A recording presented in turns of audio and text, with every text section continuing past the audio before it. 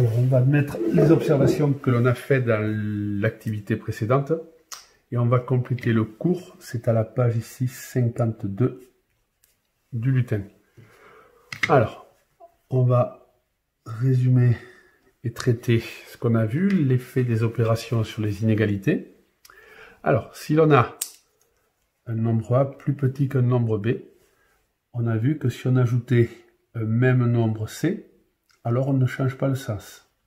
S'il est plus petit, si A est plus petit que B, alors A plus C est plus petit que B plus C. On ne change pas le sens quand on ajoute un même nombre à chacun de ces deux membres. Donc, si on a X qui est plus petit que Y, cela signifie donc que si on ajoute 2 à X, et si on ajoute le même nombre 2 à Y, eh bien on ne change pas le sens. On a une nouvelle inégalité, et le premier est toujours plus petit que le second. Donc on va bien voir, on ajoute le même nombre, ici on ne change pas le sens. Toujours une inégalité A plus petit que B, ici on va soustraire le même nombre C aux deux membres. De nouveau, on ne change pas le sens. On ne change pas le sens d'une égalité quand on retranche ou quand on soustrait un même nombre à chacun de ses membres. Donc, si l'on a x plus 3 qui est plus grand que y, s'il y a x plus 3, on soustrait 3. Cela veut dire que, en considérant le second membre y, si on soustrait 3 aussi, on va bien montrer, si on a soustrait un même nombre aux deux membres de l'inégalité, alors on ne change pas le sens, donc le premier reste plus grand. Plus grand. Donc x plus 3 moins 3, en réduisant cela fait x, sera donc plus grand que y moins 3. On a transformé une inégalité, qui est une inéquation d'ailleurs, en une autre.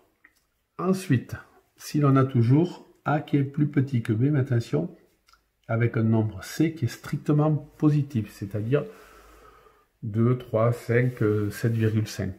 Alors, si on multiplie les deux membres par ce nombre, même nombre positif, on ne change pas le sens. Si on divise chaque membre par ce même nombre positif, on ne change pas le sens.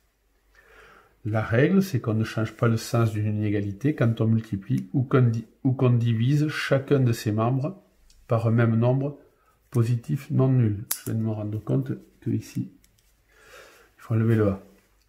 Donc, on va regarder sur les effets sur d'autres inégalités. Alors, en ce qui concerne, ici, on a x, et pour obtenir 3x, on a donc multiplié par 3. Donc, si on applique la même opération multiplication par le nombre positif 3 à y,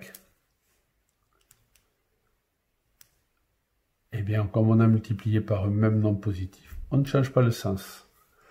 Quand on a 5a qui est inférieur à b, eh bien, si on divise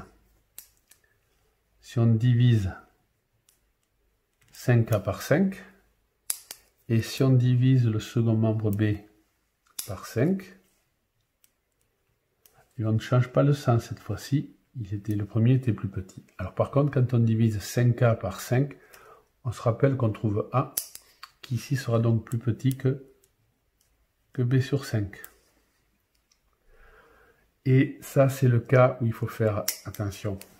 Attention ici, on va faire très attention. C doit être ici strictement négatif.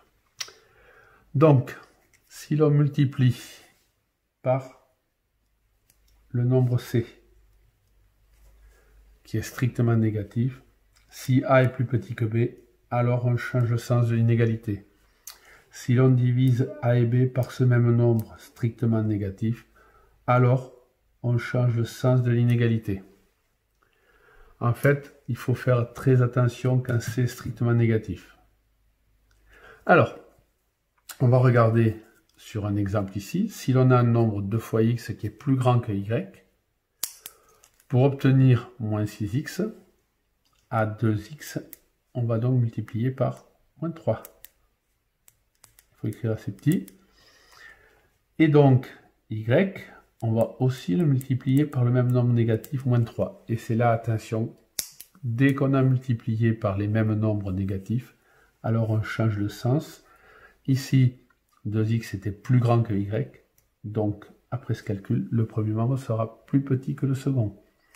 Donc on aura moins 6x, qui sera donc plus petit que y fois moins 3 ou moins 3y.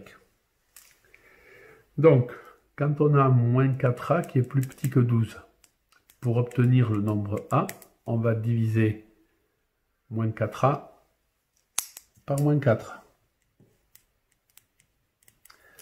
Si au second membre 12, on applique la même opération, c'est-à-dire 12 divisé par moins 4.